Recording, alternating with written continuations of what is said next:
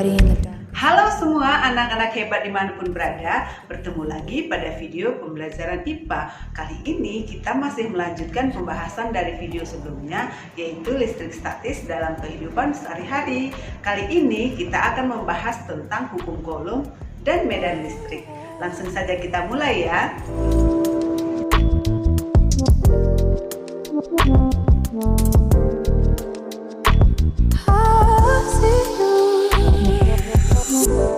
Don't judge me. I just wish you knew. That's just like you. I miss you as I need you. I want you.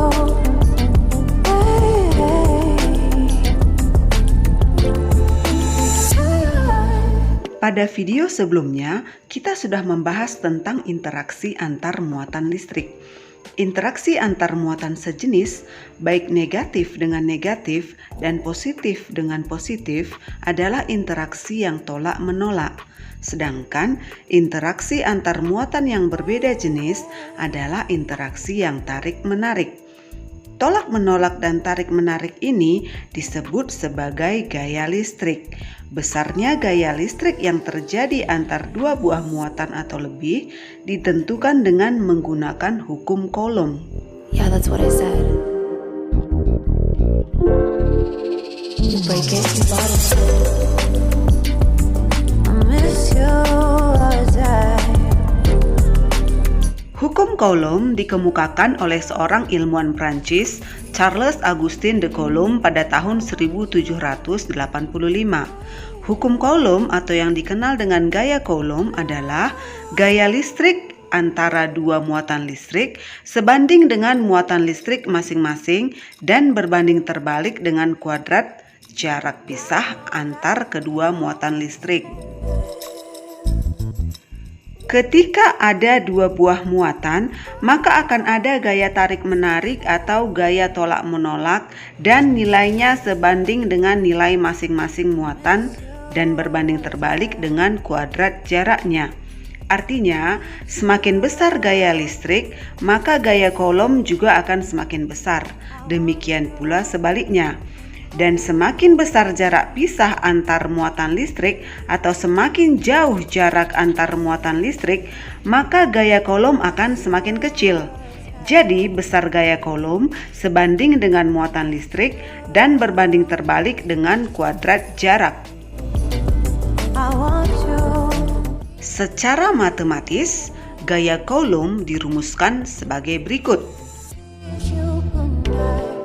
F sama dengan K dikali Q1 dikali Q2 per R kuadrat, di mana F merupakan gaya Coulomb satuan Newton, R merupakan jarak antara dua muatan dengan satuan meter, Q1 dan Q2 merupakan besar muatan listrik pertama dan kedua dengan satuan Coulomb, dan K merupakan konstanta yang besarnya 9 kali 10 pangkat 9 Newton meter kuadrat per Coulomb kuadrat.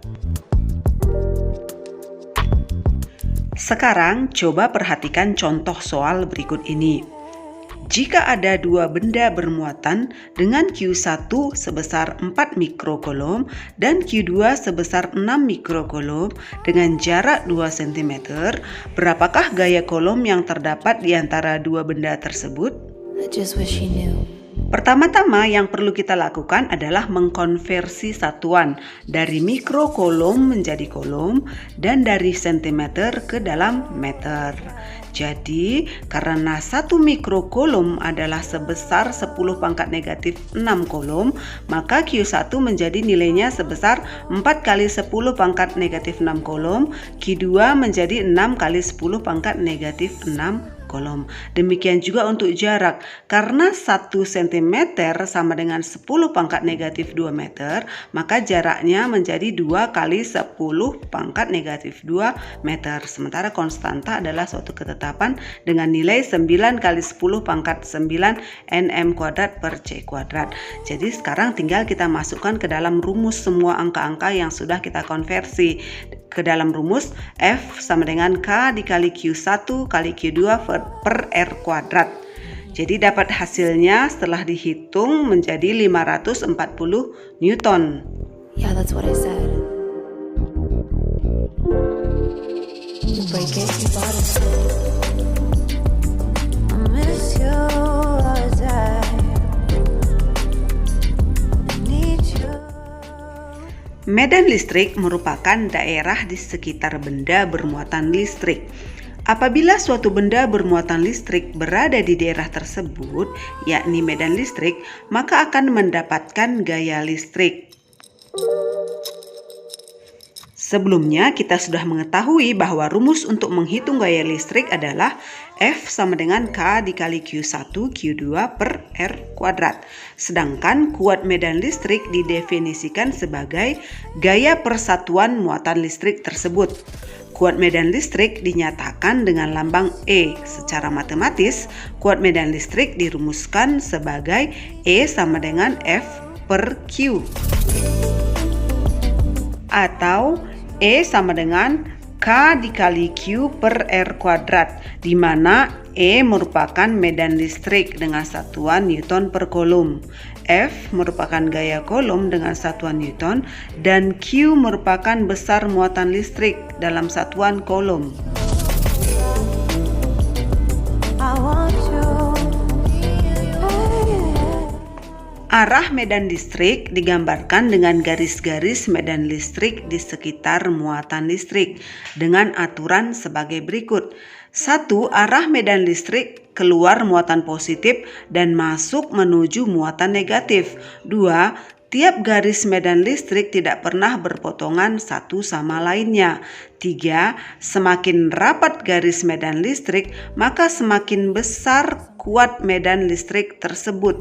Like a beautiful nightmare. Sekarang coba perhatikan contoh soal berikut ini.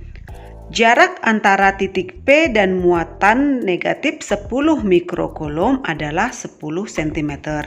Tentukan kuat medan listrik dan arah medan listrik pada titik P.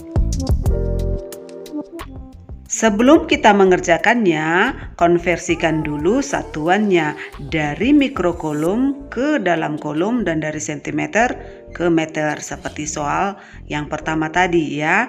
Jadi setelah dikonversi kita akan mendapatkan Q sebesar negatif 10 dikali 10 pangkat 6 kolom dan jaraknya atau R sebesar 1 kali 10 pangkat negatif 1. Kemudian semua nilai yang sudah dikonversi itu kita masukkan ke dalam rumus ya. Rumusnya E sama dengan K dikali Q per R kuadrat. Jadi akan didapat hasilnya sebesar 9 kali 10 pangkat 6 Newton per kolom.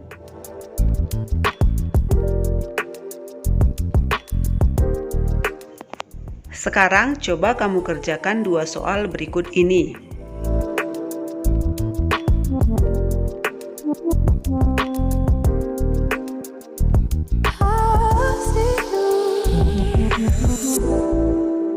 I think you're really cool.